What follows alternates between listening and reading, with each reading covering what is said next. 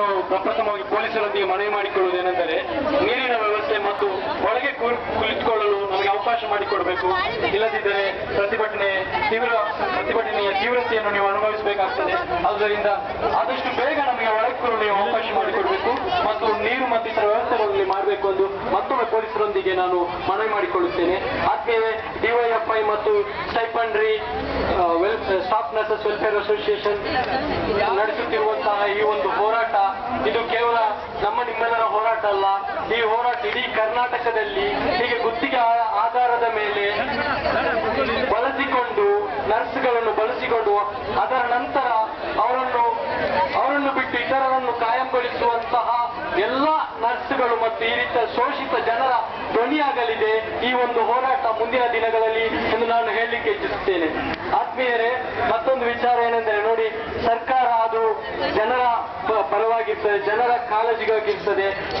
ಸಾರ್ವಜನಿಕರಿಗೆ ಸಮಸ್ಯೆ ಉಂಟಾದಾಗ ಅವರೊಂದಿಗೆ ಬಂದು ಅವರ ಸಮಸ್ಯೆ ಏನೋ ಎಂದು ಕೇಳಬೇಕಾದ ಜನಪ್ರತಿನಿಧಿಗಳ ಕರ್ತವ್ಯವಾಗಿರ್ತದೆ. ಅವರನ್ನು ಗೊಳಿಸದಿರುವುದು ನಂತರದ ವಿಚಾರ.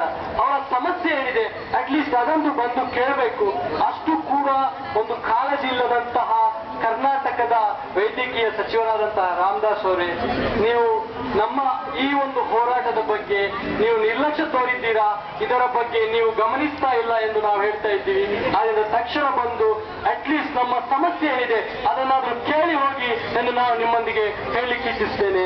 ಮತ್ತೊಂದು ವಿಚಾರ ಏನೆಂದರೆ, ಈ ರೀತಿ 450 ಸ್ಟಾಫ್ ನರ್ಸ್ಗಳನ್ನು, ಶುಶ್ರೂಷಕರನ್ನು ಹೀಗೆ 5-6 ವರ್ಷಗಳವರೆಗೆ ಗುತ್ತಿಗೆ ಆಧಾರದ ಮೇಲೆ ಅವರನ್ನು ಹುದ್ದೆಯಲ್ಲಿ ಇಟ್ಟುಕೊಂಡು ಅದ ನಂತರ ಬೇರೆಯವರನ್ನು ತಕ್ಷಣ ಕಾಯಂ ನೌಕರಿಗೆ ಅಧಿಸೂಚನೆ ಹೊರಡಿಸುವುದು ಇದು ನಮಗೆ ಮಾಡುತ್ತಿರುವಂತಹ ಒಂದು ಘೋರ ಅನ್ಯಾಯವಾಗಿದೆ. ಈ ಅನ್ಯಾಯವನ್ನು ಯಾರು ಕೂಡ ಸಹಿಸುವುದಿಲ್ಲ. ರಾಮದಾಸ್ ಅವರೇ, ನೀವು ಇಲ್ಲಿ ಹಾಸ್ಪಿಟಲ್ಗೆ ಹೋಗ್ತೀರಾ, ಸಣ್ಣ ಸಣ್ಣ ಸಮಸ್ಯೆಗಳನ್ನು ತೆಗೆದು ದೊಡ್ಡ ದೊಡ್ಡ ವಿಚಾರಗಳನ್ನು ಮಾಡ್ತೀರಾ, ಸಣ್ಣ ಸಣ್ಣ ಸಮಸ್ಯೆಗಳ ಬಗ್ಗೆ ಚರ್ಚಿಸಿ ಅದಕ್ಕೆ ಪರಿಹಾರ ಕೂಡ ಮಾಡದೆ ಅದನ್ನು ಚರ್ಚಿಸಿ ದೊಡ್ಡ ದೊಡ್ಡ ವಿಚಾರ ಮಾಡ್ತೀರಾ.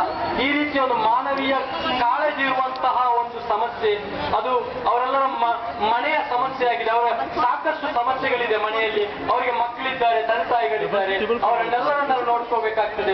ಈ ಶುಶ್ರೂಷಕರಿಗೆ ಅವರ ಸಮಸ್ಯೆಯನ್ನು ಕೇಳಲಿಕ್ಕೆ ಕೂಡ ನೀವು ಬರ್ತಾ ಇಲ್ಲ ಎಂದಾದರೆ ನಿಮ್ಮಲ್ಲಿ ಯಾವ ರೀತಿಯ ಮಾನವೀಯತೆ ಇದೆ ಎಂದು ನಾನು ಕೇಳಲಿಕ್ಕೆ ಇಚ್ಛಿಸ್ತೇನೆ.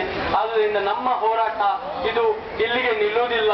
ನಾವು ನಿರಂತರ 8 ದಿವಸಗಳವರೆಗೆ ಇಲ್ಲಿ ಹೋರಾಟ ಮಾಡ್ತಾ ಇದ್ದೀವಿ. ನಮ್ಮ ಹೋರಾಟ ಇಲ್ಲಿಗೆ ನಿಲ್ಲುವುದಿಲ್ಲ. ನಾವು ನಿರಾಶರಾಗ್ತೀವಿ ಮತ್ತೆ ಇಲ್ಲಿಂದ ಹಿಂದಿರುಗಿ ಹೋಗ್ತೀವಿ ಎಂದು ಯೋಚಿಸುತ್ತಿದ್ದರೆ ಅದು ನಿಮ್ಮ ಕಲ್ಪನೆ, ಅದು ನಿಮ್ಮ ತಪ್ಪು ಅಭಿಪ್ರಾಯ.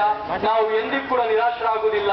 ನ್ಯಾಯ ಸಿಗುವವರೆಗೂ ಕೂಡ ನಾವು ಇಲ್ಲಿರ್ತೀವಿ. Students Islamic organisation of India SIU ನಿಮಗೆ ನ್ಯಾಯ ಸಿಗುವವರೆಗೂ ಕೂಡ ನಿಮ್ಮೊಂದಿಗೆ ಇರ್ತದೆ ಎಂದು ಹೇಳುತ್ತಾ ನನ್ನ ಈ ಮಾತುಗಳನ್ನು ಮುಕ್ತಾಯ